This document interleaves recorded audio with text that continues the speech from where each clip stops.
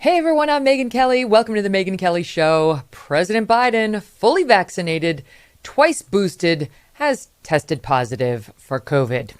The White House says he is experiencing mild symptoms and he will, quote, work in isolation until he tests negative. 1 year ago, this was the president at a CNN town hall. You're okay. You're not going to get COVID if you have these vaccinations. Yeah. You're not? Well, you did.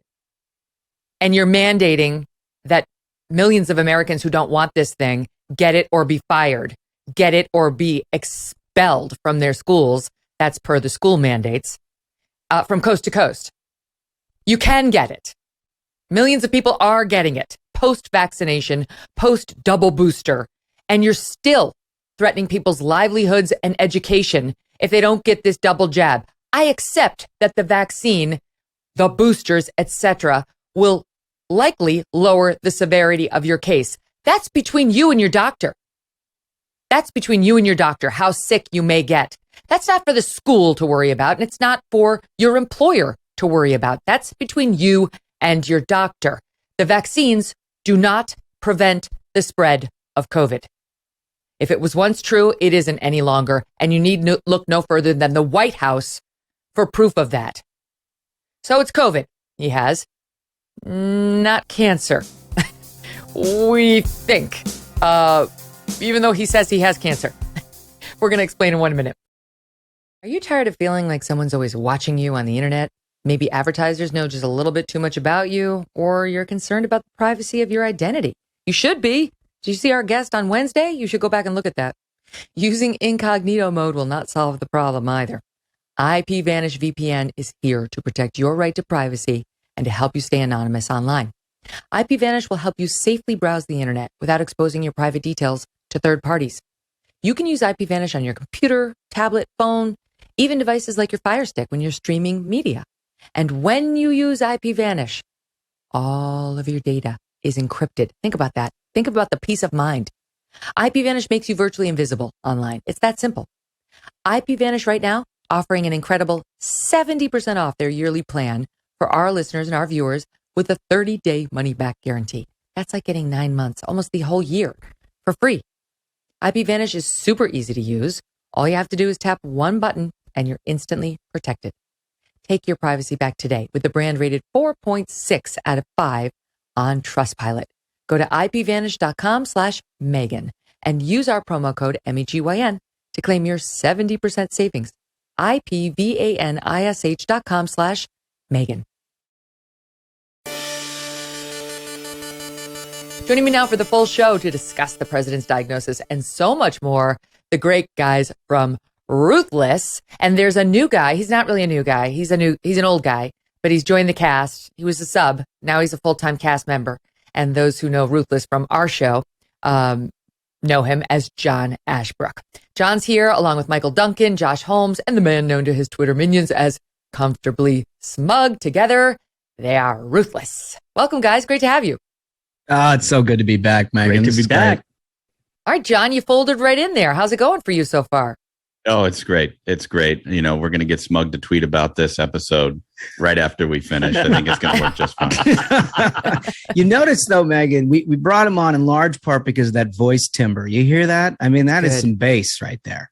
It is good. I wonder, Michael, how did you feel about losing third base? Well, you know, I mean, John was always sort of our like Wizard of Oz behind the curtain working the soundboard. And it just didn't seem fair, you know, to have that great timbre voice not have a permanent mic. You can't lock that up. Yeah, you can't lock that up. You got to use all your tools. Well, the White House using all of its tools right now to try to spin after days of trying to obfuscate on where the president was. Where is he? The reporters were asking. Is he a little tired after Saudi Arabia? Oh, no, he's having important meetings.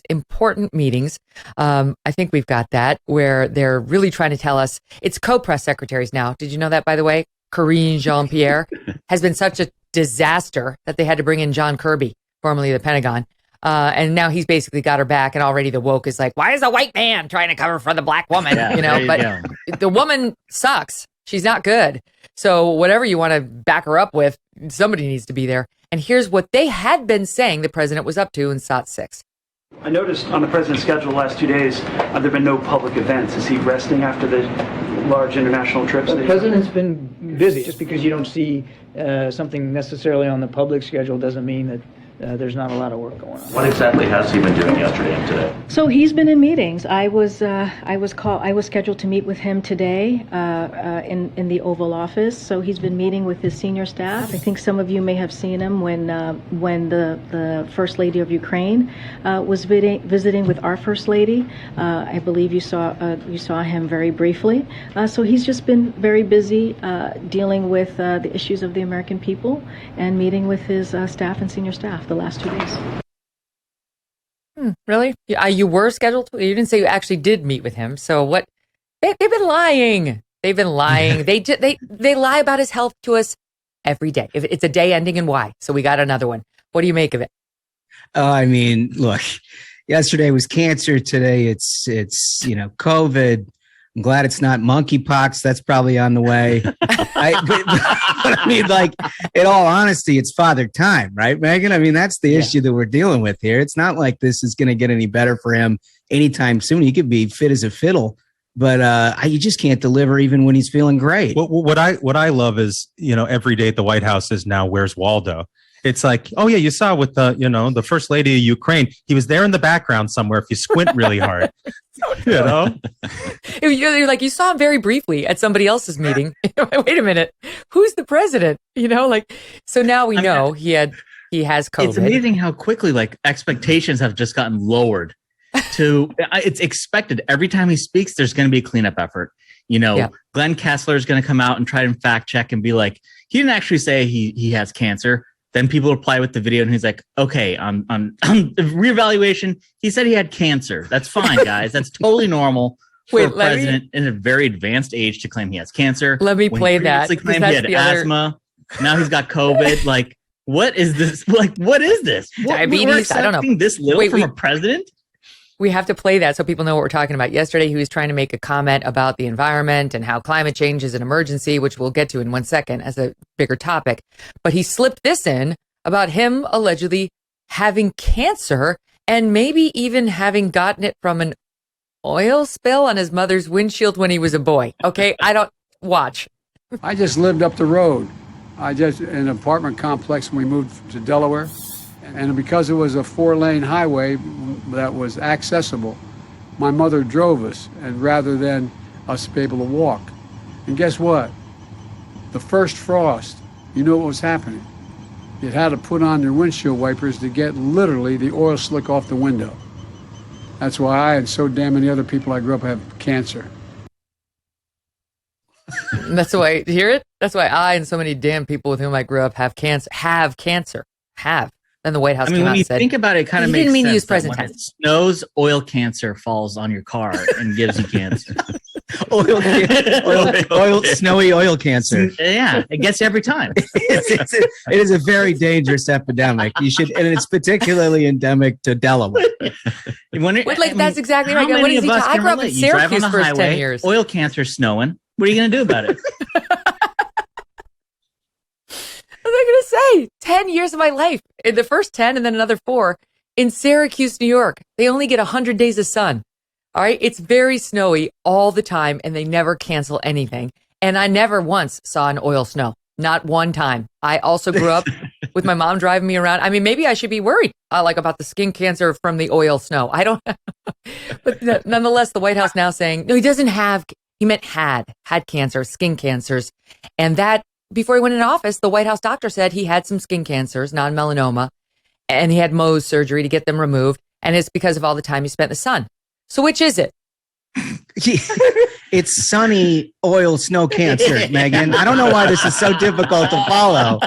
You're so critical, and I just wish you could see the clear diagnosis that he's been provided here that the American people, frankly, should look out for, because this is the kind of thing that could really take hold in the community. It's like when you get the rainbow after both sun and rain, you get the skin cancer after both snow and oil. I mean, I do think it'd be fair to say that you would think he spent too much time in the sun. Like, anytime you hear him speak, there's a possibility that the guy's had heat stroke when he's coming up with these ideas. Yeah. But we're having a president try to declare a climate emergency and execute powers that he absolutely should not be. That should be left to the legislature. Like, we still have a government, even though our president clearly isn't all the way there. But he's declaring a climate emergency based on his belief that as his mother drove them on a highway, it snowed oil cancer. and everyone's acting like this is normal. Like, we were told so many times, under President Trump, we had a great economy, right? Everything is going great. This is not normal. Well, this is not normal. I mean, inflation's going up while the president's concerned about snow oil cancer. It doesn't make any sense. And also, if you go back to the quote, one of the things that I think is the funniest is that, like, he's got this unique experience where his mom drove him to school. Yeah. I mean, wow, that is really something. Most of us just went uphill both ways in the snow. Right. Like, what is this, 1926? I guess it is. Yeah, that's next level. It is. It used like to be, it was Model uphill 2. snow both ways in the snow. Now it's oil cancer was snowing. Right, I can run up you. But did you have oil cancer snow? So he was making those remarks because he's trying to alarm people about climate change. And it was sort of a wah-wah in terms of actual prescriptions, because on Tuesday, the Washington Post had said he's going to come out and declare a national climate emergency. And that, of course, as we know from COVID emergencies, opens up a whole host of executive powers where he could sort of require all this stuff of the energy industry that would have been very controversial and would have hurt, inflationary policies and would have hurt gas prices and so on. But nevertheless, the far left wanted him to do it. Well, he didn't do it. So his rhetoric sounded very much like he was about to do it. He ratcheted up, the rhetoric about we're all going to die, basically. And then he put on a little Band-Aid or two at the end with like, we're going to try to help you have more air conditioning, which makes sense. That actually makes sense. But it wasn't the prescription for what he was saying we're going through. Here's how he talked about it yesterday on climate. As president, I have a responsibility to act with urgency and resolve when our nation faces clear and present dangers. It is literally, not figuratively, a clear and present danger. The health of our citizens and our communities is literally at stake. The UN's leading international climate scientists call the latest climate report nothing less than, quote, code red for humanity. And our economy is at risk. So we have to act. Climate change is literally an existential threat to our nation and to the world.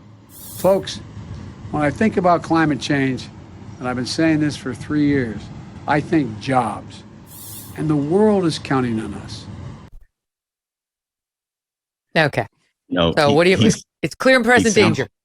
Yeah, he sounds like Harold Hill from The Music Man, to be honest with you. I mean, this guy, and I don't know, one of the best pictures that somebody caught video of his full motorcade rolling up to this climate press conference, and it's like 30 cars blowing smoke out of the tailpipe over a dirt road. Did you see the place where they picked to do it? It looked like it was in Afghanistan. After the Air Force One ride. Right, exactly. It's so bizarre, right? When they kind of sort through their priorities, the entire country is screaming at a decibel level that is deafening. Our prices are too high. Our gas prices are too high. Inflation is killing us. Please, for the love of God, focus on the economy. And he's like, I got a good idea for that. I'm gonna actually implement some climate change things that makes all of that stuff worse. And oh, by the way, when I hear climate change, I hear jobs. Yeah, that's what the same people think too. But it's not creating jobs; it's losing them. Talk to people in Ohio, Pennsylvania, Kentucky, West Virginia. Talk to them about losing jobs. Man, this guy's done more to do that than anybody else. And I think that's the entire Biden presidency in a nutshell is you have him surrounded by these far left activists who are now in the administration, and they are pushing concerns like climate change and wokeness when the American people are suffering through a terrible economy. And again, you can see he's surrounded by only Democrat consultants who are saying, oh, this is a comms issue. This is not a policy issue. And so he thinks if he can go out and get trotted out and give a speech, that's going to solve the problem. Meanwhile, what he has done is he's crippled American energy independence. He goes to Saudi Arabia to beg for oil, catches COVID, doesn't get the oil, comes back and says he's going to make it worse for American energy independence. It's unbelievable. The prices are going to keep going up because of his policies. He is upset, and so are the other Democrats and the press, that Joe Manchin killed his smaller version of Build Back Better on climate change. That was a $1.8 billion spend, which Manchin said no to. Sorry, trillion, 1.8 trillion. Manchin said, no, I'm not voting for that. Now they shrunk it to $300 billion for climate change measures. And Manchin said, we're not doing that. I don't know how to make it clearer that now is not the time for additional federal spending when, we've got record inflation at 9.1%. It's not a good idea, fellas. And they're freaking out. I mean, just a bit of sampling from the Democrats and some in the media too. But this is Massachusetts Senator Edward Markey. Rage keeps me from tears after the Manchin thing. Okay. Leah Stokes, she's a professor of environmental policy at UC Santa Barbara, who's been advising the congressional Democrats. It is just infuriating that Manchin, is condemning our own children. You got Democratic Oregon Senator Ron Wyden. This is our last chance to prevent the most catastrophic and costly effects of climate change ever. David Axelrod, we are fiddling as the world burns. Okay, so the American public doesn't see it that way. A New York Times poll last Monday said 1% think climate change is the top issue facing the country, just 1%. But the absurdity of this, like, I love Michael Schellenberger. You guys know him, right? He wrote Apocalypse Never. Yeah. He was this left-wing activist who worked for Greenpeace, who just devoted his life to fighting climate change and preserving the environment. And Solyndra, the solar panels, the whole bit, he was totally in it under Obama. And then he came to realize none of this is working. None of this is doing it. In fact, we're doing more harm than good. And we need to take an honest look at that. He put out a bunch of facts. First of all, even the New York Times is admitting this week, solar panels require 300 plus times as much land as conventional energy sources and could, quote, contaminate groundwater with toxic heavy metals such as lead, selenium, and cadmium. So they're contaminating the groundwater. They're taking up way more land than conventional energy sources were. They also require solar panels, forced labor, toxic materials, and have terrible land use impacts. And as far as the natural disasters go, it doesn't pan out. Because they're looking at the heat wave right now saying Biden has to act. Look, people are dying. We're getting these record high temperatures. He's got to do something. So I like the air conditioning stuff. That actually does save lives. Charles Cook was saying, what I don't know his first name, but Mr. Carrier should have his face on Mount Rushmore. The guy who invented air conditioning. You know what? But let me give you a couple more stats, though, and then I'll give you the floor. Natural disasters have actually decreased 10% over the last 2 decades, not increased. Right? Because the left is like, the heat wave and the wildfires and the earthquakes is all climate change. Natural disasters have decreased 10% over the last 2 decades. Deaths from natural disasters have declined dramatically. Hurricanes, while becoming slightly more intense, are becoming 25% less frequent. Floods, deaths, and damage has been steadily decreasing. Droughts have not been increasing in the United States or nationally. And on I could go. So the media and the Democrats mislead us about the severity of the problem and then come out with the wrong prescriptions for America and lament people like Joe Manchin who want to say that's not the right prescription. And if I go with your false prescription, I'm only going to hike up inflation. And the media just marches to the drum saying, yes, yes, yes. Okay, that's my long wind up. What do you make of it?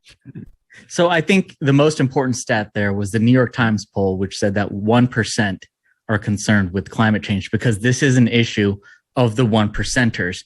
They can take their private jets. They can go to their climate meetings and say, oh, we're so concerned. The world's on fire.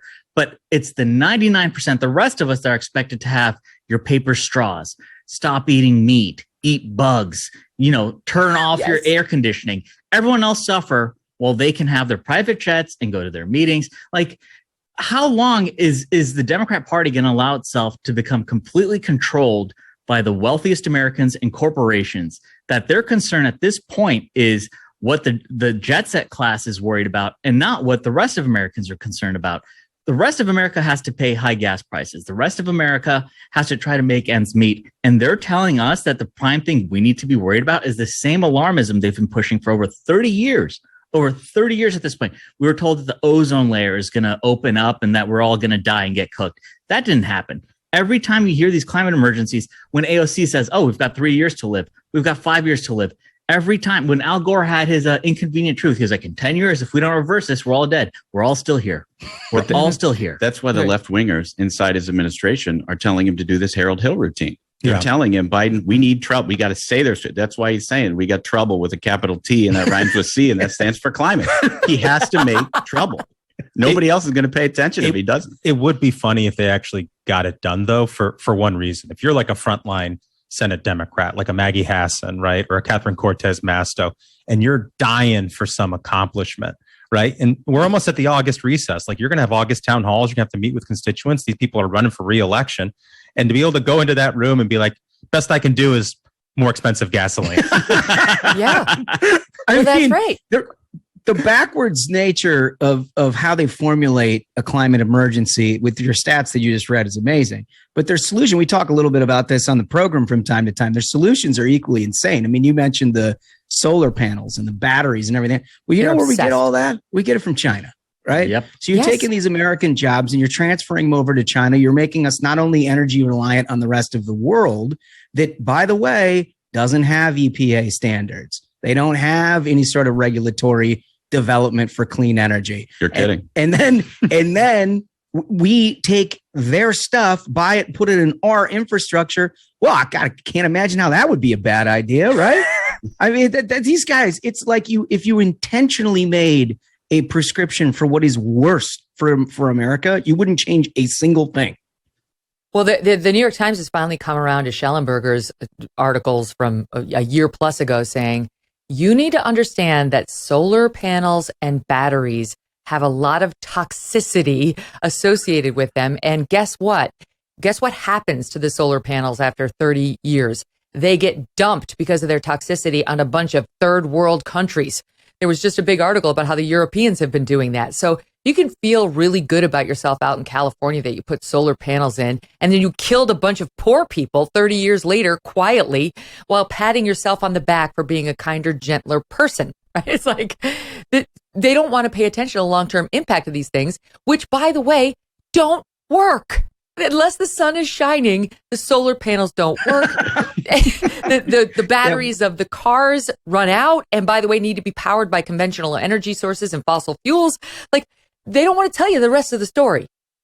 Yeah, you quoted Ed Markey, who said, think about the kids. Well, I'll tell you a group of kids he doesn't think about is kids in West Virginia, kids in Kentucky, whose families had their jobs and their livelihoods absolutely stripped because of the ideology of these people, just because they're creating trouble because they want a different system. Or the poor kids in Africa in these mines who are digging out rare earths and getting cancer, to put a battery in a Tesla. Which also brings you back to the whole sort of corporate nexus of all of this, right? Mm-hmm. Because the administration itself and the left in general have put an entire amount of pressure on corporate America to implement these like ESG standards, they call it, right? Yes. Which is basically you can only finance certain things that ultimately fit their green energy agenda, right?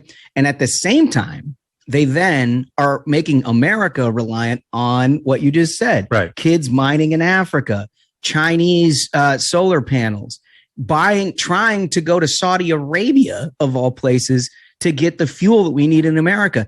I mean, it's the most anti-environmental thing you could come up with. Right. Mm-hmm. Yeah, that's right. And that's the thing. We don't have cheap energy as a result of these crazy policies, which makes people not have things like air conditioning. And that actually does lead to these deaths. So it's like, I appreciate FEMA stepping in to help people, but there's an easier way. If you could lower their energy costs, you could make Mr. Carrier's great invention even more ubiquitous, and we could help people out that way. But instead, we look at high temperatures and then wildfires, which result from poor forest management, and say, climate emergency! Everybody get rid of their gas-guzzling SUV, except for Joe Biden and Prince Harry. Yep. and the thing is that, when Holmes brought up ESG, it's a perfect encapsulation of this, because this is a left-wing, money-driven, corporatist idea where they're using this alarmism, which is based on emotion, not on fact. You never hear any of these Democrats or leftists discussing nuclear energy, which you can put a nuclear power plant anywhere. You can put it in West Virginia, you can put it in Kentucky, and the vast majority of jobs at a nuclear reactor are blue-collar jobs, and it's been shown that it's safer and cleaner than any of these alternatives that they're trying to put forward. Meanwhile, they're putting forward only ideas of, why don't we import Chinese solar panels made with slave labor? Why don't we import rare earths in Africa, which are causing kids to get diseases and to die and be killed and like the Boko Haram is running these camps for forcing kids. Like this is like terror groups who are involved in this. Yeah, I don't think all of that meets the standard for ESG. Yeah. You know? And if you want to know what ESG leads to, just look at what's happened in Sri Lanka. And I don't know if folks have paid close attention to what's happened in Sri Lanka, but they implemented ESG and they basically canceled all fertilizer. So there's not as much food as there was. And now people are hungry and they're like rioting. Well, they overthrew the government. They overthrew the government. I mean, and that's look, these people, I think for most of us, we thought when Joe Biden was elected, we lamented it because we knew we weren't going to make any actual progress on enhancing the economy. But I think most of us thought like, all right, this old dude's going to sit behind his desk and process Social Security checks for like 4 years, right? Yeah. And it's the exact opposite. I mean, we're getting ideological, completely brainless shit out of them, making people's lives demonstrably worse. This administration is like far to the left of the Obama administration, which is stunning. Yeah, it's stunning. What did you guys mean? You mentioned the trip to Saudi Arabia and the meeting with MBS and the fist bump. And, you know, this is because I don't know why we don't just get our own oil because we're more than capable of producing it here, but we had to go bend the knee to the Saudis, try to get them to produce more. And we walked away with, let me just check my notes, nothing. Oh no, Megyn, he walked away with the new variant of COVID. Oh, right. Yeah, Biden's like the Capuchin monkey in the Outbreak movie. He brought it back for all of us to enjoy. Yeah. Right. So like, what did we go over there and embarrass ourselves for? You know, some pariah. I don't fist bump pariahs. And I get the foreign policy complications of dealing with the guys who are bad, but I'm not the one who said I'm going to make a pariah out of him. That was Joe Biden. So he fist bumped the pariah. He went over there on bended knee, humiliated the United States, and so far appears to have gotten a bunch of bupkis for it. And it's such an indictment on the media where a great example is the Washington Post in their endorsement of Joe Biden when he was running for president. They said that he's going to hold Saudi Arabia and dictatorships accountable for what they've done. And what does he do? He goes and fist bumps the guy who they say is, he bonesawed one of our journalists. And then you see a Washington Post opinion saying like, sometimes you got to deal with dictators. It's incredible. It's incredible. Yes. It's also just like the total idiocy of progressive left policies, right? You have to deal with Saudi Arabia at some point. What you like to do when you're dealing with Saudi Arabia is have maximum leverage, right? You want it with any country, but particularly one that's, has some hostilities towards us. You want to have maximum leverage. What gives you maximum leverage is energy independence. That's right. Right? When you go over there and all of a sudden your gas prices have hit a maximum high and you need something out of these people, now you got a problem, right? I mean, and that's the way these guys operate. It's just so dumb. Yeah, and we know that. Now, speaking of dumb, let's shift gears and talk about AOC. Great tag. She's defending herself today and her ridiculous fake handcuffs act that she did, and basically saying that it's just best practices to put your hands behind your back when you are arrested. She made sure she was arrested by blocking traffic at a Supreme Court demonstration over Roe versus Wade being overturned. Here she is acting as if the police have her handcuffed and they do not. And then she forgets she has the handcuffs on and she puts her fist up and forgets, like when you're going to go method, you got to go full method. You got to like immerse yourself in the real, like you are handcuffed, live it, own it.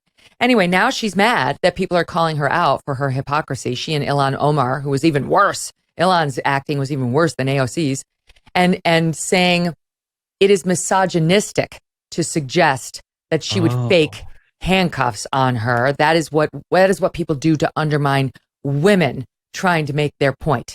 What do you make of that? That's a ping pong ball. I'm glad you mentioned that they were blocking traffic because this was really a two-part ruse. You are very familiar with how much space there is to demonstrate in front of the Supreme Court, to demonstrate in front of the Capitol. But if you're going to stand in the middle of the street, the police are going to have to move you out of the way. So they literally stood in the street knowing that they were going to be moved out of the way so they could pull the handcuffs con. And it's they're just a complete joke. And I think this is the thing is there's a couple layers to this. So what the Dobbs decision basically states is the letter of the law, the Constitution is going to be followed. If you want to have a law, you have to pass legislation. Plain and simple. So what does a legislator do? Well, they stand out in the middle of traffic instead of passing a law. This is not how you do something or accomplish anything. As a legislator, write a bill, pass a bill. No, you've got the majorities in the House and the Senate. You've got the White House. And instead of that, they want to demonstrate. And here's the other thing is what they're trying to do is they're trying to normalize these attacks to undermine the Supreme Court. You had a month ago an attempted assassination of a Supreme Court justice. A crazy guy tried to kill Justice Brett Kavanaugh. And what has happened in the aftermath? You've got left-wing lunatics who've continued to show up outside the houses of Supreme Court justices, which is illegal. You can't intimidate justices. You can't intimidate judges in this country. You're not supposed to. You know, we don't have an attorney general who cares about the laws. We don't have a president who cares about the laws. We have legislators who clearly don't care about the laws. And they're trying to normalize undermining the Supreme Court, trying to say that, oh, this is the Supreme Court. All the Supreme Court has said is that you have to pass laws to have laws. It's a very simple thing. It's so misogynistic of you, Smug. Yeah, that's unbelievable. That's your misogyny rearing its ugly head. Remember, this opinion was leaked months ago. And the best they could come up with as a response to that is to fake protests in the middle of a street, right? Doing some protester cosplay. So true. At what point do progressives look at their legislators and they're like, dude, seriously? and that's what we got? And I think that's just telling of the left is like, these are people who are not interested in legislation. They are not interested in governing. They're interested in chaos. They want to have their way by a show of force. We saw it through a summer of riots of BLM.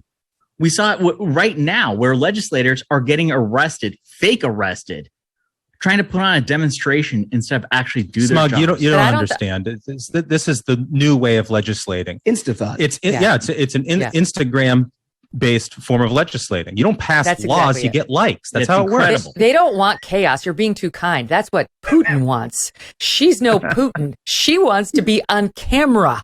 Ilhan Omar is so dumb. Her office tweeted out before she even went there. Often the protesters who block traffic get arrested. Can we go back to something you said at the beginning that I missed in this entire controversy, Megyn? Is that did she say honestly that she did it because that's the right way to, like, a police protocol thing? She's having a Twitter fight with Nancy Mace, another congressional representative, who said, you're faking it. You were faking, handcuffs. And she was like, not faking anything. Everyone knows that best practices when one is arrested is to place one's hands behind Nancy Mace is the misogynist. So as not to escalate the situation. Right. So she's like a couple days ago, she's complaining that the Capitol Hill police won't arrest some guy who's just using unkind words toward her. And now she's suggesting she's going to get a beating if she walks with her hands down by her sides by these cops. I mean, I expect a lot of things out of AOC. To be an expert on police protocol is not one of them, right? This is not a lady who I think has a lot of insight into law enforcement in this country. But it's demonstrated by she literally led the defund police crowd, right? So she's like, no, this is what you do. This is how they make the officers' life she used to be a bartender. If she wants to tell me how to make a Harvey Wallbanger, I'll listen. Yeah, I don't need to know from her how to place my hands as though she's had it done to her so many times. All right. So we have so much more to get to with you guys. I mean, I don't know where to begin, but we're going to get to Chris Cuomo trying to be a firefighter until he realized how hard it was. I've been dying to talk to you about that. I knew you were coming on today, so we saved it for you. More with the Ruthless crew coming up right after this. Are the high fuel costs putting a damper on your summer vacation plans? From higher prices at the pump to a jump in airfare, it's getting more expensive to get away for a week. But what if you could soak up those vacation vibes year round? You can do it. Get yourself a Michael Phelps swim spa by Master Spas. Whether you want to stay close to home this summer or you just want to extend your break, a Michael Phelps swim spa by Master Spas can transform your backyard into an oasis. It combines the benefits of a pool with the therapy of a hot tub. This is going to reinvent your family time. It's going to make your backyard so much more enjoyable. You'll love it, and your family and friends will too. Michael Phelps swim spas by Master Spas come in a variety of sizes to complement almost any yard, even if it's a small one. And since it is heated, you can use it year round in any climate. It's nice in the winter too. Michael Phelps swim spas are 100% made in the USA by Master Spas, the world's largest swim spa manufacturer. Go to masterspas.com, put in the promo code MK, and that will save you $1,000 on a Michael Phelps swim spa or $500 on a Master Spas hot tub. That's masterspas.com, promo code MK. So, I mean, I'm torn whether I ever want to talk about Chris Cuomo, but this is too good. It's just too good not to go there. So he got booted from CNN after crossing several ethical lines in defense of his embattled brother, Andrew Cuomo, who was the governor of New York, until he got ousted over sexual harassment. And we found out after the fact that Chris Cuomo was doing all sorts of things to help him that he had denied to his employer and to the public that he was doing. So he got ousted too. And now the Daily Beast, Lachlan Cartwright over there, gets this scoop. Okay. So in his downtime, he's not working at the moment. He applied to be a firefighter in East Hampton, which is, the shishi town out in the Hamptons. It's a volunteer firehouse. But then he thought the better of it when he discovered the time commitment that it required. He found out it's really hard to be a firefighter, and he withdrew his application after learning more from multiple fire chiefs. The East Hampton Fire Department chief, Dwayne Forrester, told the Daily Beast that the volunteer commitment includes monthly meetings and drill exercises, and each volunteer is required to answer a certain threshold of emergency calls. Forrester told the Daily Beast, quote, "That's why we don't have many celebrities." Great quote. So this guy goes out there thinking he's going to make himself look good because everything with him is how do I make myself look good? And he couldn't even manage to accept the training obligations because though he's unemployed, it was too much of a time commitment. I actually think he's pretty well qualified for this. He's got a lot of experience putting out fires for his brother. Well, and don't forget Jeff Zucker at CNN. Right. He's doing a lot of work on that, too. It's a natural transition in many ways. Well, and he's also got some experience on the other side as an arsonist, trying to burn down CNN from the outside now. So I think he's immensely qualified for the position. Yeah, it's like backdraft. You have to know the fire. That's right. Yeah. You have to know the fire. It's to see it, look at the face. And then he found out you actually had to help people. And he was like, shit, I got nothing on that. Yeah, forget that. It's just so classic, right? And it's like, it's kind of an insult to real firefighters to think like, I can just phone this one in. Maybe I could get in the calendar. Maybe the chicks will swoon. It's like, you know what? You actually have to risk your life. It actually takes a ton of training. It takes a certain mental toughness that he definitely does not have. And as soon as they showed him the list, he was like, oh, forget about it. Hell no. And probably wasn't thinking it would come out. But God bless these actual firefighters who appear to have leaked it. If you can't make the cut in the Hamptons, I'm just saying, nothing against the Hamptons, but if you can't make the cut there, my guess is that's pretty much the end of the run, right? Yeah. Right. Yes. Now I'll take you guys back to a kinder, gentler version of Chris Cuomo. When he was at CNN, his BFF was Don Lemon. And their sick little love fests on air there were just absolutely nauseating to the audience, judging from the numbers. And now, in his latest filing against CNN, because he's still suing them for tens of millions of dollars, saying he was wrongly terminated, he's completely thrown his old buddy under the bus. The love fest is no more because he's pointing to Don Lemon as an example of somebody who's absolutely awful when it comes to journalistic ethics, who never got touched by CNN management. They didn't punish him. So just to walk you down memory lane, here's the two of them in kinder, gentler, more loving times. See you tomorrow night. Did you just... You are so weird. Whatever, but it's weird because you know me. I mean, and you're worse than me. You're a bigger hugger and kisser than I am, right? It's true. It is true. Sometimes I'm like, Chris, stop. When were we ever greater than we are today? Boy, more free, more inclusive. Glenn Miller plays songs that made the hit parade. Guys like us, we had it made. I have a card for you. Oh, and there you go. It's beautiful. I knew you would think it was beautiful because you're surrounded. One of the things I love most about what people take from our friendship, I mean, we're friends anyway. If it didn't work on TV, we'd still be friends off it. Our old LaSalle ran great. That's exactly what this is. Those were the days. Oh my God. There are people who willingly watch this? Well, not many. Not many. No. I'm actually sort of speechless. I don't know what to say. I'm so gross. I'm grossed out by what we just saw.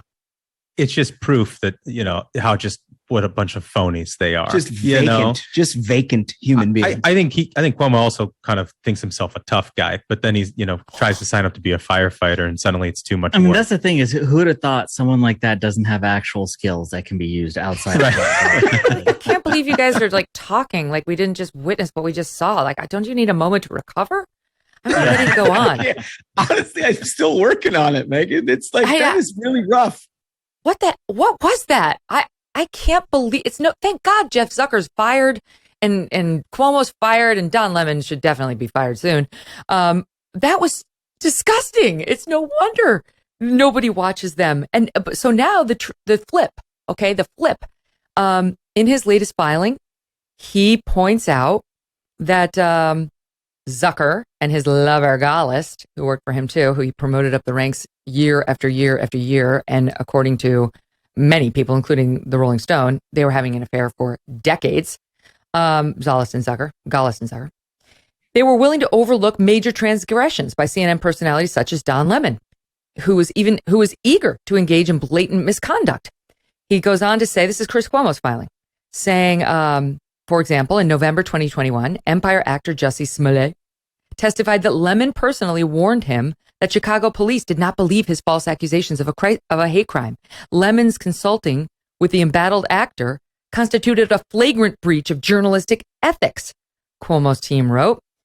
Intervening in the ongoing investigation by texting Smollett was an inexcusable breach of ethics. The filing argued that CNN did nothing. Lemon was not disciplined in any way.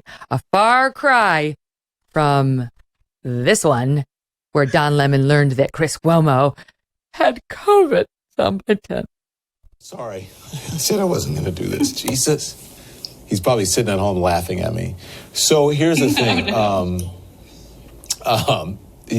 I have to, when I walk into work every day, and Chris and I are really good friends. We live near each other. And so when I walk into work every day, I have to walk by where Chris is. So I usually go to his office and I say, what's doing. Sometimes I bring the dogs and we just say hello. Anyway, he's just not here. And we have this great relationship. Oh my God, he's holding the tissue, dabbing his Who would have guessed that's a eyes. dysfunctional workplace? How did he stop with Lemon, right? I mean, like, where's the potato in that transgression that he was filing? But I did, like, when I heard the filing, what you were reading off and the Jussie Smollett thing and everything else, like, what's that meme of the dude who's like the worst person in the world? Just said something I agree with. Yeah. Like, that's the only thing I could think of. But like, he could put the entire primetime set of CNN for the last 4 years on that same filing. And I'm sure it would probably prop up his case. Jeffrey Toobin, how you doing? Cuomo, meanwhile, you say he likes to be seen as a tough guy, 100%.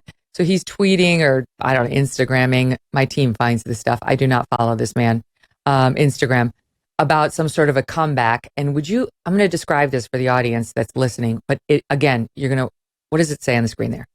Okay, he's got his cigar. He's showing his muscle. Something's coming. He's showing his muscle, his cigar, his muscle, his cigar.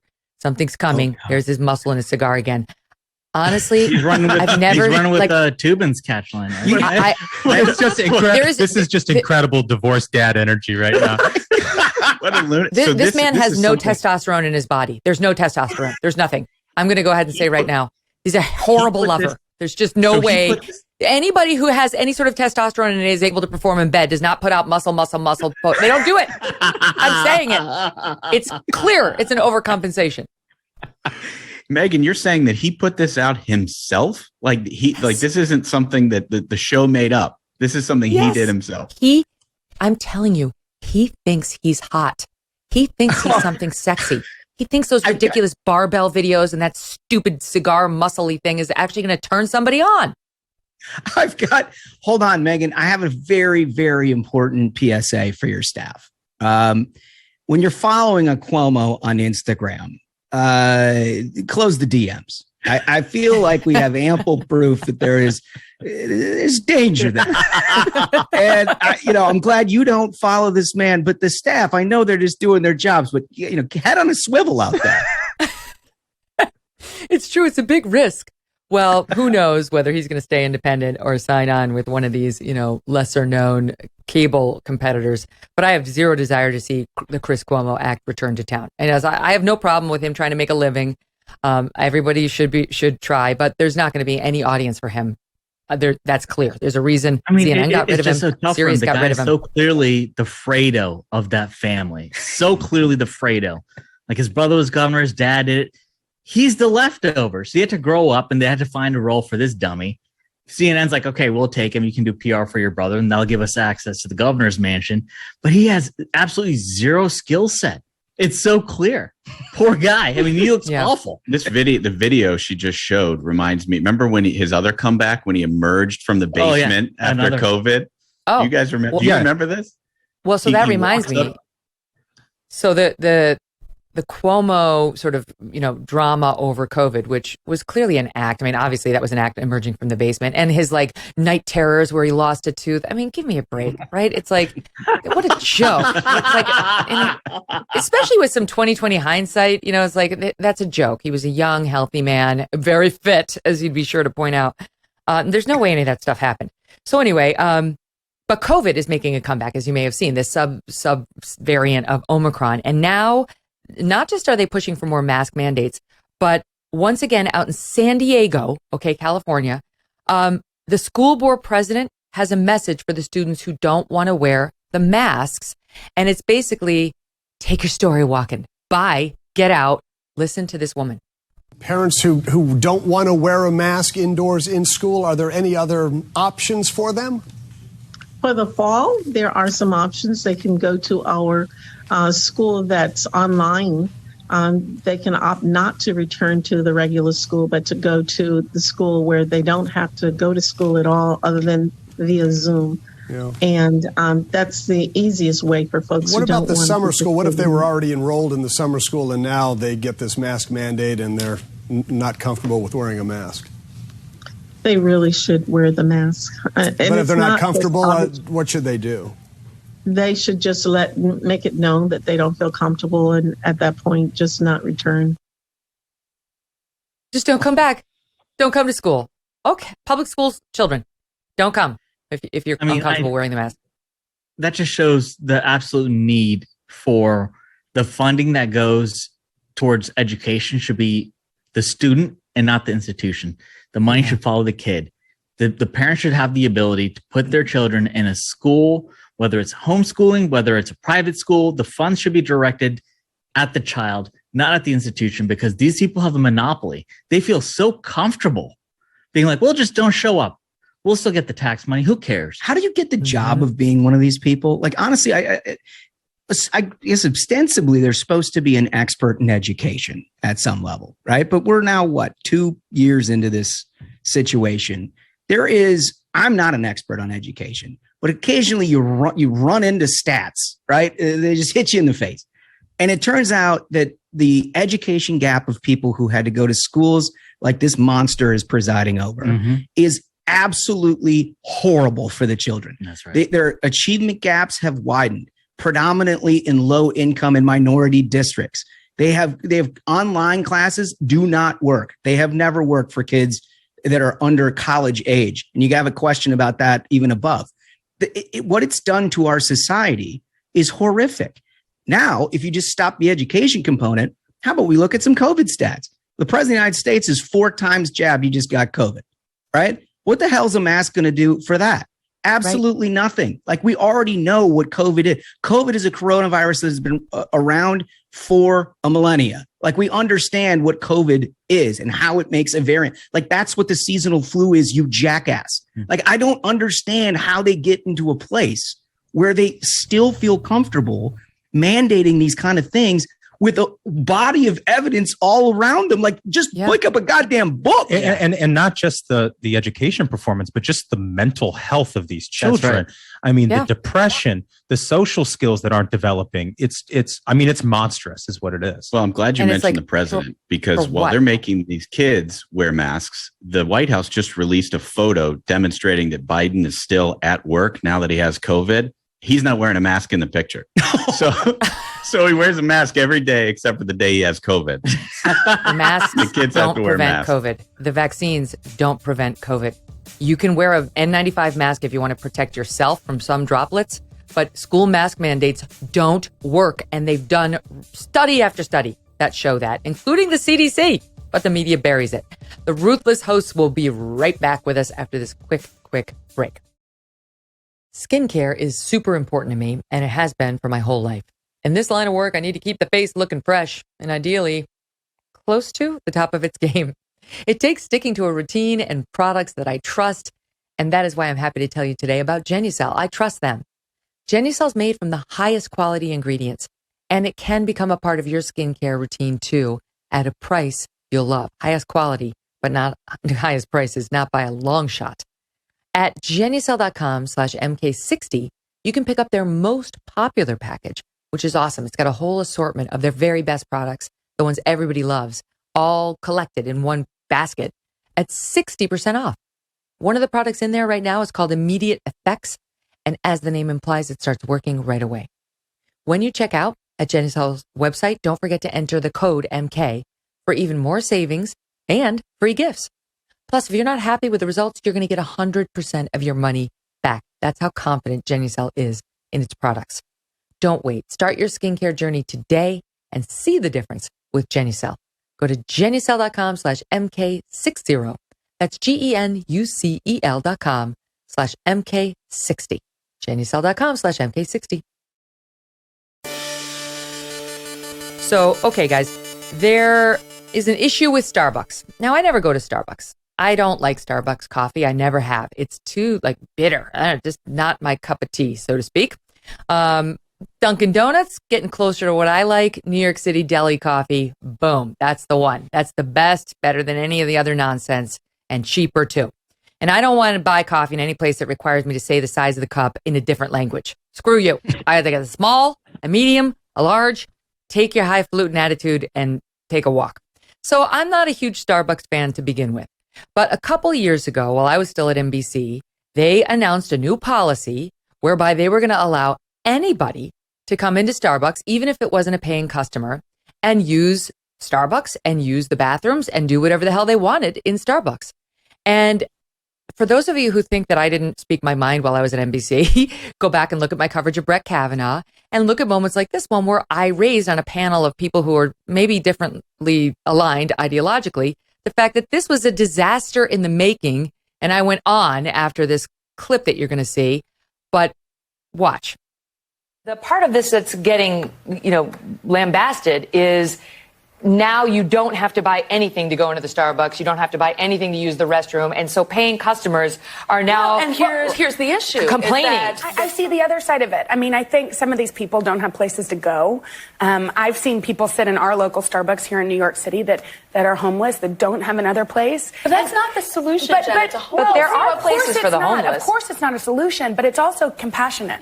And there's a question about whether a commercial establishment is that place. Yeah, is that place for the paying customers who go in with their kids, and do you really want to, deal with a mass of homeless people or whoever's in there, could be drug addicted, you don't know.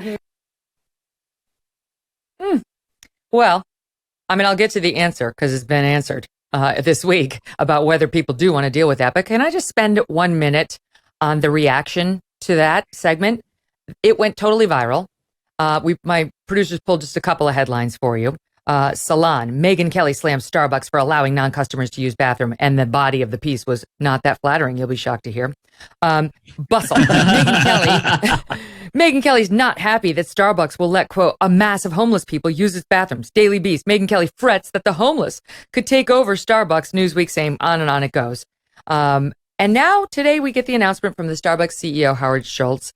They are closing 16 profitable stores, all in left-leaning cities like LA, Philly, Portland, Oregon, Washington, D.C., Seattle, and so on. Howard Schultz, the president of Starbucks, saying, America has become unsafe, and my employees in these stores feel unsafe as a result of his dumbass policy. Listen. I don't have to spend too much time on what's going on in the country and how America has become unsafe. It has shocked me that one of the primary concerns that our retail partners have is their own personal safety. And then we heard the stories that go along with it about what happens in our bathrooms. The issue of mental illness, and the issues of homelessness, and the issues of crime.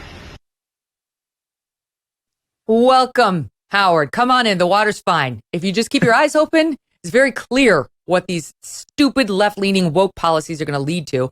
Closure of profitable stores. They're reversing the policy. They're not going to require this anymore.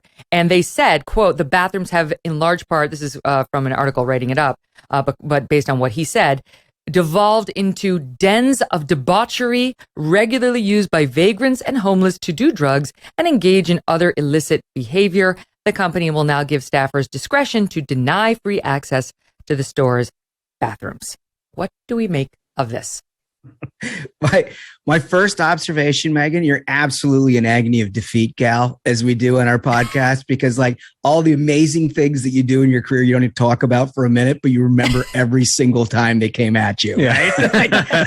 I love it. It's so perfect. I love that. I mean, obviously you were right. I was a little shocked you didn't even get any backup from a Bush on that deal. It's like you versus the world on that Jen is panel. not conservative. She's not a conservative. I think that's fair. I think that's a fair assessment. But I mean, obviously, right? I mean, that's what you were pointing out. Obviously, this is like when you don't enforce crime happens. When you let homeless people into your store, substandard stuff happens. But for the left, and you saw it there in the clip, their solution doesn't actually have to work. It just has to be compassionate. That's the only thing they care about. And it's the same thing we're seeing with the southern border right now. Well, now that crisis of all of these migrants who've been shipped all across the country are now on the doorsteps of Mayor Adams in New York City. And now suddenly their policy of compassion has come to their front doorstep and they don't like it so much. And I think that's the heart of the issue, is that their belief that this kind of allowing this to happen is compassionate. Allowing and enabling addiction is somehow compassionate. That's not compassionate at all. Letting people suffer through drug addiction rather than, you see it in New York City, you see in all these woke cities where they think the solution is you let the homeless do whatever they want, let them just succumb further into addiction, let them start assaulting people. That's compassion. It's completely misguided. These people need help. They don't need to be in a commercial area. Taxpayers are already paying for homeless shelters and services that can be provided to these individuals. Why should it be upon private businesses to have to carry the workload for misguided government policies from these woke people who think they're compassionate when they're just enablers? I would like to augment this policy. I would like to augment this policy a little bit. Be able to deny entry to people who are going to shoot up drugs in your bathroom, but also kick out the grad student working on his 10th rewrite of his screenplay. It's not happening. It's not happening. So true. Get out. Like, I want to sit there for 5 minutes when I go into these stores, not Starbucks. But yeah, they sit there all day. It's like, get a damn office space for the love of God, or work in your mother's basement. But Howard Schultz and George Soros both made the same mistake. They looked around at their beautiful, well-heeled neighborhoods and they were like, yes, let's do something to help, but they don't have to live with the consequences of their decisions. And so I'm going to guess that a fair amount of the baristas who take a job at Starbucks are pretty woke and pretty left. And even they, having to live it on the front line, said, this is insane.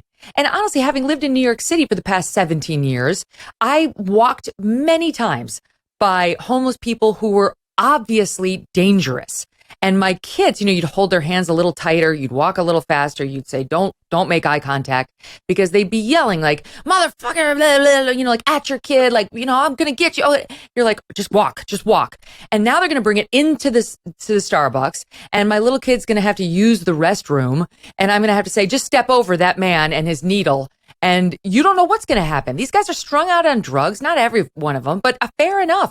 One guy chased us through the park, chased us, and we were running. It's like, you don't know what you're welcoming in. Okay. So you can be in your ivory tower saying how kind and, compassionate this is going to be all you want. It's not kind and compassionate to my then 5-year-old who got the daylight scared out of him, where he had to run. He had to run because some homeless person had been allowed into a space he should not have been allowed. Oh, 100%. Also, there's a real blind spot for mental health with the left. You notice that? Yep. It's the one thing they never want to talk about with any of these situations, whether it's homelessness, violence in schools. I mean, you name it. They like mental health is just something that they can't grasp. Well, if they actually tackled mental health, there wouldn't be a left. So I think that's probably the problem. Well, compassion might be one part of it, but I think that there are some people that subscribe to this woke ideology that literally just want to tear our society down. They see something that's working well and they don't want it to work well anymore because they hate America. They literally they want our country to be a terrible place. So on this front, okay, the woke eating its own. My producer, Debbie, Canadian Debbie, has been trying to get me to talk about this for, I don't know, 5 days now. And you guys are my victims. There is a woke coffee shop, all right, that has now had to close down. It's in Philadelphia. It's called Mina's World. I think it's Mina. It's Mina. Mina. Okay, sorry, Deb. It opened in just 2020 and it was known for its LGBTQ brand identity. Tons of great reviews over the years. You got 2020 Bon Appetit calling it a hangout spot for people of marginalized identities. Complex, which I guess a magazine mentioned Mina's World as a lovely and queer and trans owned and celebrated it. You've got two owners, Sonam Parikh and Kate Eggert, who claim this is the city's first coffee shop owned and operated by queer trans people of color. All right, because this is important for some people to just state all of their identities so that they can lure in the groups that they want. Parikh said, "I've worked in coffee since I was 18. Most of the workplaces were really toxic in the sense that workers were not being paid well and the white ownership neglected to protect their black and trans employees. I knew there needed to be a space where you could have an amazingly made cup of coffee that's not whitewashed." But then the mutiny began because no one is safe and the woke love to turn on their own. It started last month. An Instagram page called the Mina's World Workers began posting accusations against the ownership. Quote, "We are facing systemic employer opposition, manipulation, abuse of power, exploitation, anti-blackness, ableism, hostility, and complete disregard for our livelihoods." The list of grievances included anti-blackness in a multitude of forms and occasions, ableism in the form of inaccessibility, etc., manipulation, tokenization as a way to appear safe by association. Now, here's the list of demands, okay? Public acknowledgement and accountability for grievances and harm caused. The second, immediate payment to staff that have had payment withheld, including back pay. And here's the capper. The owner must redistribute the business and begin the process of transforming the business into a cooperative. So you no longer get to own it. We need to own it. And then comes the hostage video from Sonam Parikh and Kate Eggert, who completely capitulate. Watch.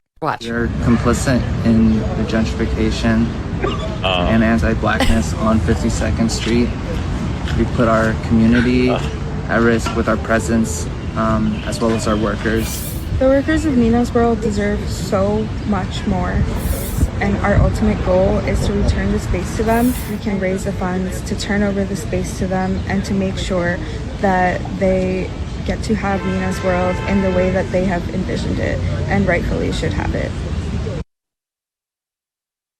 Totally folded. Good. Okay, and here's the postscript. Here's the postscript. Let me give you the struggle session. You actually saw a Maoist struggle session. The building where Mina's World, and for those of you listening, I mean, the two owners look like they're straight out of Central Casting with the different color hair and the weird, like whatever, the effeminate man. Not that there's anything wrong with that. The building where Mina's World was located was owned by Kate's mother. Okay, so Kate wants to redistribute. Great, go to mommy. Tell her to redistribute. The mommy was like, hell no. The mom owns not only the building, but 18% of Mina's World. And now, according to Sonam and Kate, the mom refused to redistribute the business and wound up listing the building, selling it. It's done. No more non-whitewashed coffee for you. It's done, and I love everything about this story. The grown-ups are back in control. What an amazing story. Right? That is fantastic. Your producer deserves an incredible amount of credit for coming up with that. The two people who run the joint, I mean, fantastic. You couldn't cast them in years. I mean, that's what I mean. It's like if you actually tackle the mental health crisis, there will be no less. I mean, look at what these people are doing to themselves, let alone what they want to do to us. Well, the list of demands is just like Mad Libs. Yeah. It's literally Mad Libs. But then you get to the end of it, right? And it's like, oh, it all needs to be redistributed, right? And then you realize all these people are just Marxists. And they dress up Marxism as they have for the last 100 years with the terms of the day, tokenization or anti-blackness, whatever it is. But at the end of the day, they're just like socialists who want to take everybody else's stuff. It's as simple as that. If you build it, they will come. Yeah. Right? And they came and they took the shit away from the store. I've never heard of whitewashing coffee. Is that you just put a little cream in it, or what? The most ridiculous accusation. Like, I like my coffee black. It doesn't need pronouns. and I think that's a prime example of if you give these crazy people an inch, they will take everything that they can. You cannot in any way humor any of this ridiculous madness. Like the pipeline from professors coming up with these crazy ideas at Oberlin to becoming mainstreamed in the media, starting to repeat and parrot these crazy ideas. It's like at light speed at this point. All of this is just absolutely ridiculous. We have a country that's almost 300 years old that's founded on these principles that have worked, and someone with purple hair who's 18 is going to explain to us, like, actually everything you've been doing is wrong. You can't let these people get anything. I got 2 years until those people are daily listeners to Steve Bannon's podcast. There's a more direct pipeline than you think, I think. So you're right, because if you give these woke activists an inch, they will take a mile. And we saw that just last night. I'm sure you guys have heard about what happened to Dave Chappelle, who was booked to perform in Minneapolis at a venue called First Avenue. And it's not like the Dave Chappelle controversy with his comments about the trans community has been a little seen news item, right? Like, nor has like the J.K. Rowling tweets, like people know Dave Chappelle, anybody paying any attention know that he got into some trouble for those Netflix specials where he made some jokes about trans people, made some commentary about trans people, and Netflix stood behind him, and he makes $20 million a special, and he's doing just fine. But nonetheless, someplace called First Avenue, a venue, booked him. And good for them, right? We like that. Free speech. Let him do his thing. You don't like his jokes? Don't show up. Nope, that wasn't enough. They were pressured into canceling the comedy show last night. I think it was last night, after backlash. And now First Avenue has posted the following Instagram message to the staff, the artists, the community, blah, blah. We hear you and we are sorry. We know we must hold ourselves to the highest standards, and we know we let you down. We are not just a black box with people in it, and we understand that First Ave is not just a room, but meaningful beyond our walls. We and you have worked hard to make our venues the safest spaces in the country, and we will continue with that mission. We believe in diverse voices and in the freedom of artistic expression, but in honoring that, we lost sight of the impact this would have. Oh my God. We know there are some who will not disagree, and we welcome your feedback. I'll give you a little background on First Ave. Was one of the primary concert venues for Prince when he first started and came up through the music ranks. And when I was a kid living in a suburb of Minneapolis, that place was like a mecca of bringing in all kinds of different music, everything from like country and southern rock to Prince and anything else that was driving the day. It was kind of grunge back when I was growing up, was their thing. And so like for a venue that's as well established as that, to then get to a place where they are booking Dave Chappelle, which I'm not surprised by, because I mean, it is an important venue, but then to cancel it with words like that, I mean, that is the saddest deterioration of a once great institution that I've heard in a long time. One that's the safest space. We've worked hard to make our venues the safest spaces in the country. That sounds horrible. It's unreal, man. It's unreal. I mean, this is Dave Chappelle. Like, for them to put this kind of thing, like, you're not letting a comedian tell jokes. It's really gotten to that point where you can't express any sort of humor These people have no humor. They, like we just saw in that earlier segment, they just want to destroy things. They want to come in, they want to take over, they want to destroy it. And it's unbelievable that they literally can't take a joke. It's just so dramatic. I mean, it's got a great history, obviously, but it's a concert venue. Right. And they're writing a press release like it's a civil war or something like that. I mean, for crying out loud, it's so dramatic. It reminds me a little bit of the Ilya Shapiro thing at Georgetown Law, where they let him come to work there because his tweet criticizing Biden for saying, I'm only going to pick a black woman for this newly vacated Supreme Court seat. He had an ill-worded tweet, and they punished him with some investigation into him. And then they let him come to Georgetown Law because they said, the tweet wasn't when you were working for us. And Ilya wound up saying, you know what? No, I'm not doing it. This is quicksand. No. But in their explanation about like where they stand on all of this, they basically said, we are committed to free speech and the freedom to express one's opinion. But it has to be done sensitively. It has to be done with, sort of these woke concerns in mind. That's my paraphrase. And listen again to this statement that they made in this First Avenue statement. They write, we believe in diverse voices and the freedom of artistic expression, but in honoring that, we lost sight of the impact it would have. So no, you don't believe in the freedom of expression because your real mission is to have, quote, the safest spaces in the country. The two things are indeed incongruous. And we really are at a tipping point for America, for businesses, for citizens, where we have to choose. You are going to have to choose. Yeah, and I don't think we're afraid of it anymore. I mean, the rest of us who are sitting around, I think spent the last part of the 20 years watching the progressive left march into this situation. And all of us, look, we focus on our own lives and our own stuff. And so you want to go do what you do, that's fine. But now it's gotten to the point where they're actually like First Ave here, so supposed to celebrate art, supposed to celebrate free speech. And they're driving that down your throats. I think the vast majority of the American people are like, go fuck yourself. I'm not interested in any of that shit anymore. And now I'm actually going to speak out about it for the first time. I mean, you can see people rising up who you never thought would have strong opinions on any of this, who've just had it. They've just had it. And these people are the ones that are creating this larger rift because it is, look, we're going to have an election in a few months. And I think the cultural issues that we're talking about, in addition to the economy, are going to play a central role. We're not interested in the progressive left's view of America anymore. Yep. And I think that's key. And that's a very important thing to say is that for a while now, conservatives have thought, okay, I just want to be left alone. I just want to be left alone. And that's kind of been the current, but now it's it's like in nature, if a deer wants to be left alone, a wolf's not going to leave it alone. Right. And the left has become a wolf. They want to impose their will, whether you want it or not. And now's not the time to be like, well, I don't, I just want to be left alone. At this point, they're taking over institutions. If they're deciding where a comedian can perform. Yeah. If they're trying to, they're even taking over a coffee shop because the people with purple hair aren't woke enough. Well, I actually like our odds because these people are just absolutely ridiculous. You'd mentioned J.K. Rowling earlier. I don't know if anybody's seen this news, but Quidditch, the fictional made-up game from these Harry Potter books that she wrote, they're going to rename the game Quidditch because J.K. Rowling said something insensitive to transgender people or something like that. You would think that adults playing a made-up game from books for 10-year-olds would be embarrassed by that.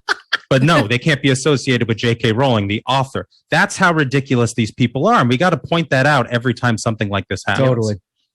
The Randy Weingarten headed teachers union, right? Second largest union in the country, just did a study. I think it was of 1,700 people. And it showed that the Republicans now have a 1-point edge on education. Okay, this is her group. Far left. Democrats used to have double digits lead over the Republicans on the generic ballot when it came to education. The Republicans are now leading by 1 point, but the fact that they're leading is a major news headline. And one of the things that they're saying, that the voters are saying, is enough with a constant focus on social issues, right? And I think that's what the electorate is saying, to enough with a constant focus on social issues. Like, I don't think they want to see Dave Chappelle punished for having a view that most people have, which is a biological man cannot be a woman. There is a difference. There's a difference between a trans woman and an actual woman. And they're meaningful differences, right? And we can still be respectful, but we don't have to ignore the meaningful differences. Just today, the Women's March, I mean, which is a joke of an organization. What women do they stand for? Not me. I guarantee you I've done more for women than the Women's March has. Guarantee you I've lived a life that's helped a lot more people than they have. But do you have a hat, Megyn? But do you have a hat? No, I don't wear a dumbass hat, and I don't even normally say the P word, but they made me. Their tweet is as follows: trans women are women. That's it. That's the tweet. No, they're not. They're biological men who have gender dysphoria and have chosen to live their life trying to appear as and act as women. And I can be respectful of that choice, but I don't have to deny science and reality to do it. They're not women. They're biological men who want to live as women. Okay, that's fine. No problem. That doesn't make them women. And I just think like this is coming back to haunt the Democrats in the way that you just said. Right? It's like, Holmes, people have had it with this. The reason, it's like all these Latinas who are like, no, our community doesn't believe in this nonsense and I'm going to run for office and win. You know, the people responding to the American Federation of Teachers, the union saying, nope, I'm sick of you pushing this on our kids. I think you're right. The Dave Chappelle stuff, people have had it. One by one, more and more people are going to be on the Steve Bannon podcast or something like it because they're sick of this narrative. Yeah, no, 100% right. It's completely absurd. I mean, just to go back to the transsexual tweet, I mean, to personalize that, anybody with a daughter who's interested in participating in sports, that's now something you have to think about, right? And you have to think about not only competing amongst other women and girls, but now you have a whole nother subset that, is winning. And you've got magazines that are saying that people are women of the year that are actually biologically born men. I mean, colleges. How can that be? How can you be any more anti-woman than that? And I just don't think it's a stretch. I just don't understand it. Well, there was this great tweet yesterday from Omri Sarin, who works in Ted Cruz's office, where he had a screenshot. The National Women's History Museum, the top 3 biographies that they feature are all trans men to female, male to female individuals. The top 3 women now. Trans women. I'm sorry, Rosa Parks. Yeah. You don't belong on the top of this website. I mean, seriously. Like, that's the most offensive thing about all of this is that celebrating trans women has to come at the expense of women. Right. Why is that? You know? Well, I mean, that's the real irony, because if you think about it, and if I picture a trans woman, I picture a woman. I picture somebody who looks like a woman. But the truth is, it's a biological man. It's a man. You know, I mean, it's somebody who's got male gametes, sperm, and so on. Like that can't be undone. And so what the people really pushing this messaging are biological men at the expense of biological women, right? And then when biological women stand up and say, shut the hell up. You may not compete in our swimming or our soccer or our wrestling, whatever the tournament is. It's really a biological man on the other side saying, yes, I can, right? And they're weird, woke, Upper West Side biological women allies who've abandoned the real differences between the sexes when they count. Yeah, and I just don't know how you can shame them into doing anything else. I mean, Smug, you do a pretty good job. Every time a biological male wins a female event, you basically tweet out dudes rock. Right? And I thought maybe that would do the trick. But it's not. I mean, it's literally, it's gone so far left that it wraps around and actually becomes the most misogynistic thing you could ever do. Right? Yeah. I mean, it's wild. It's infuriating, and I'm sick of it. And that's really Dave Chappelle's sin, is calling attention to this. That's J.K. Rowling's sin, is calling attention to this. And, you know, you're right, Quidditch has to go away. And Dave Chappelle, like probably the best paid comedian in the world right now and most famous, he can't perform at this storied venue, right? But even though they knew very well what he said prior to booking him. Look, I want to end it on a positive note. And that is, you guys may or may not be aware of, I had some drama with Air France. My family and I went to Italy, and they lost not 1, not 2, not 3, not 4, but all 5 of our bags. All 5. They didn't get 1 to us. And I did a big talking points on it, and lots of people laughed, and it's online right now if people want to see it at YouTube. Anyway, they slowly but surely over the weeks that followed, they got 1 to us, and they got 2, and they got 3, and then they got 4. And when I did my talking points memo, that's all I had, 4 to 5. And I was waiting and waiting. I still never spoke to a human. That was my big lamentation. I couldn't speak to one damn human. There wasn't a human available. There was only fake news Guillaume and fake human Lewis who kept trying to DM me. It was artificial intelligence. And shortly after I did my little talking points memo, publicly shaming Air France for its terrible, terrible customer service and behavior, guess what I got on my phone? Okay, I was missing 5. They had delivered 4. I was waiting for the last one, and up popped a text telling me that my remaining 2 bags would be delivered tomorrow.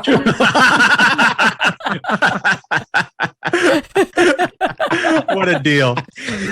Hopefully you get some good stuff. Yeah. I did get the 5th bag, and I continue to await the delivery of the 6th. And what possibly let's see what shows up there.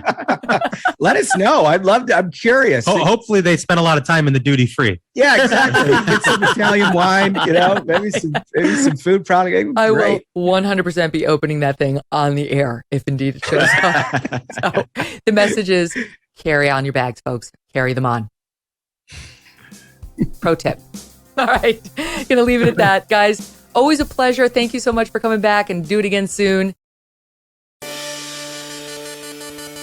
It's time for another edition of You Can't Say That, or Think That, or Do That. Oh, wait, this is America. And here in America, we are about to enjoy our first summer in a while without having to think very much about pandemics. But wait, just when you thought you were free, enter monkeypox. Thankfully, monkeypox has not made too much of an impact here in the United States, but our friends at the World Health Organization have their eye on the ball when it comes to what truly matters with this potential pandemic. The name monkeypox, you see, is very offensive, and they have announced that they will be changing it. A group of scientific researchers and biologists recently wrote a blog post about how the disease unfairly was associated with the continent of Africa, where the disease is endemic. They wrote that in the context of the current global outbreak, continued reference to and nomenclature of this virus being African is not only inaccurate, but is also discriminatory and stigmatizing. The blog post also took issue with the media's use of photos of African patients when discussing the disease. The World Health Organization has responded, just as they responded to the COVID outbreak in Wuhan, China, by ensuring we didn't call it the Wuhan virus. Now they are responding to this monkeypox outbreak by promising they will have a new name as soon as possible. Yes, clearly we have learned so much about prioritizing what matters during a pandemic. Let's make sure we don't further any harmful stigmas. The scientific researchers had a suggestion. They would like us to call monkeypox HMPXV. HMPXV, which really rolls off the tongue. That'll make it easier. So far, no announcements from the WHO, but we'll be waiting, because if you think you're just going to go around and call a disease that everyone has called monkeypox for decades by its original name, well, it's 2022, and you can't say that.